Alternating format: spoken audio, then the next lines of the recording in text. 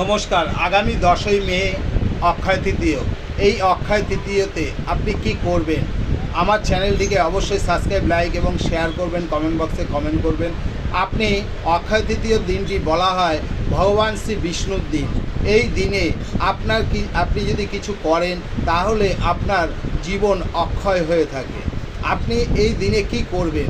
আপনি এই দিনে যদি এই কার্যটি করেন তাহলে মা লক্ষ্মীর কৃপা আপনার লাভ হয়ে থাকে এবং ভগবান বিষ্ণু আপনার প্রতি প্রসন্ন হয়ে থাকে। আপনি কি করবেন? একটি হলুদ কাপড় নেবেন। কাপড় নিয়ে তার মধ্যে 6টি কড়ি নেবেন। 6টি কড়ি নিয়ে আগের দিন কি করবেন? কেশর জলে ভিজিয়ে রেখে দেবেন। রেখে দিয়ে পরের দিন আপনি ওই কড়িগুলো আপনি ওই হলুদ কাপড়ের মধ্যে রেখে এক টুকরো রূপো দিন। রূপো দিয়ে আপনি আপনার অর্থের জায়গায় এই পোটলাটি রেখে দিন, কিংবা আপনার ব্যবসা